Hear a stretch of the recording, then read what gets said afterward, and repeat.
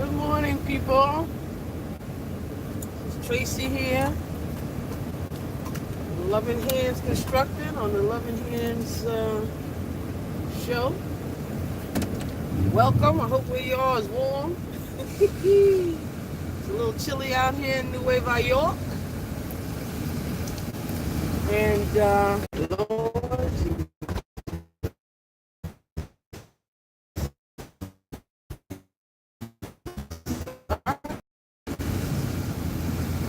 yes, it's still in. All right. So this is on the grind. This is Monday morning. I have to go out and do an estimate.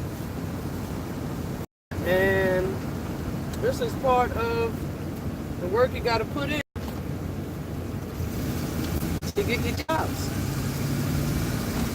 You know, you got to get up early, got to get out there. You try to set up, at least what I try to do, I try to set up a day where I'm just doing estimates. So I have 3 estimates today.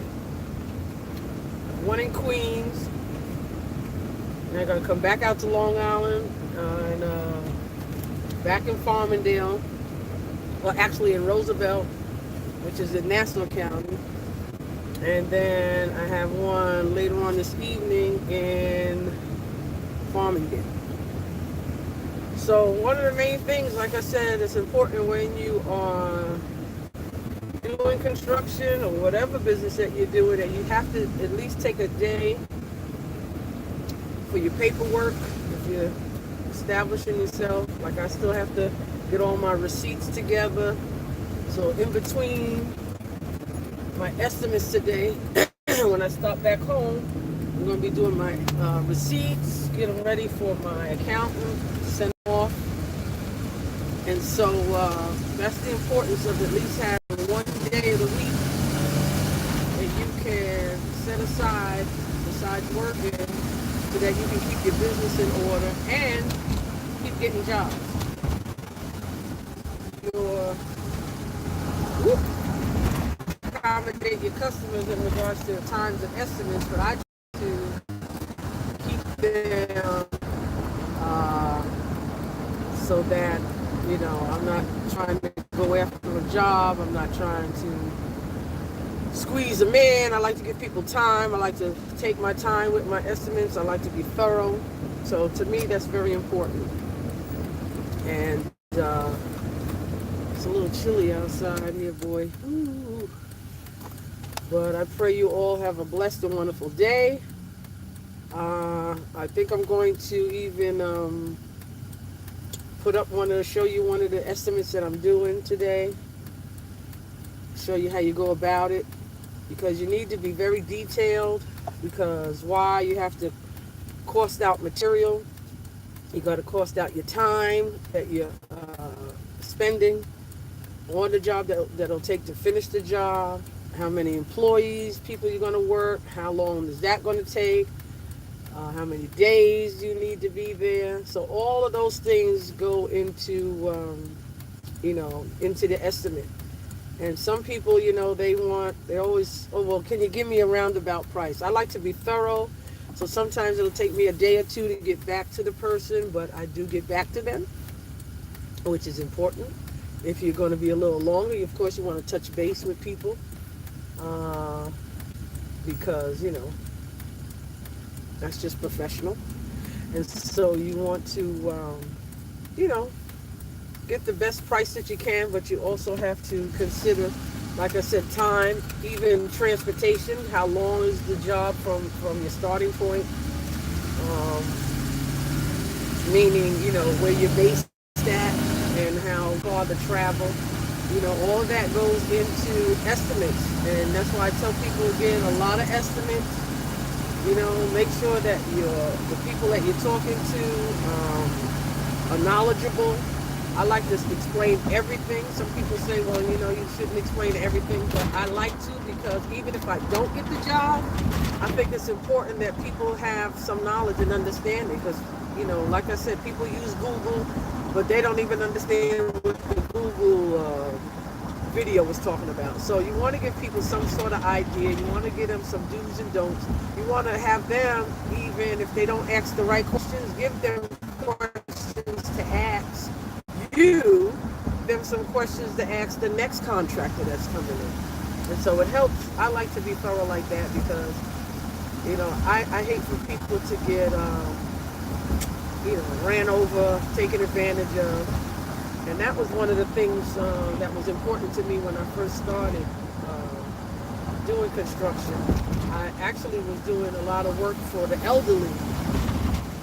And a shout out to the elderly, praise God, and those that are children that are taking care of their parents or grandparents, godparents, whoever, look out for them because, these contractors, they will flim-flam them and tell them things that they need that they don't need. And I have done numerous jobs after a contractor has come and either done the work, done half the work, and it's sad. And then they've given all their money. That's number one. Do not give a contractor all the money. I don't know how many people I meet that do that. I'm like, why are you doing that? You should give them a portion, whatever they, a third, 2/3, what is it, a half, whatever, but do not give them 100% of the money. That is a no-no. Because when I tell you so many, and for me, I don't like, I want to have multiple jobs and things like that, but if I'm going to pack my schedule up, I like to pack it up at least with a day after, or maybe the end of one job and going into another. But a lot of these places, I'm losing you again on these right turns. But a lot of these places, they, they got a lot of jobs going on. And so if you pay them the whole job, honey, please, they'll forget about you. And I think really sometimes they don't forget about you on purpose. They'll say, oh, I'll be back. And then the other job goes and things happen and they forget to come back. And some people are like, well, I called them and they didn't answer back. I called them and then they give up. And so if that happens to you, please don't give up. Call, get them to come in, threaten them, whatever you have to do, and then report them. Report them that, do the shim-sham to the Better Business Bureau, to whatever town you're in, so that other people aren't getting, the flim-flam. And that just hurts my heart because I just can't take that. That just drives me nuts. So it's important to look out for the elderly again, because like I said, they'll get taken advantage of. Some people can talk a good game, a real good game. But they come for your bathroom, end up doing kitchens, hallways, bedrooms.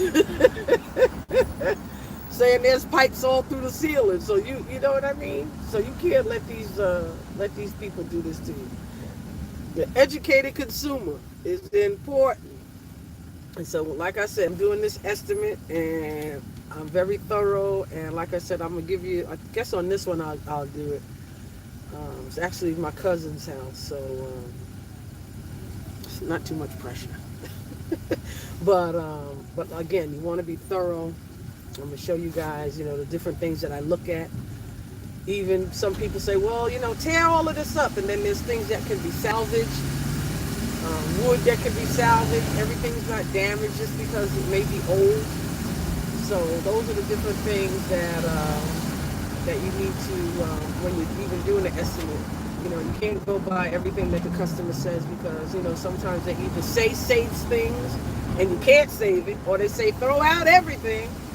And stuff is salvageable that you can keep and use, reuse, and maybe save them some money. So I think that's important. I think that's really important. And I tell you one thing, I have to get used to riding my truck now. I can't go on the parkways. I used to be on the parkways with my other truck. Matter of fact, I almost went on there today. But I gotta get used to these commercial routes.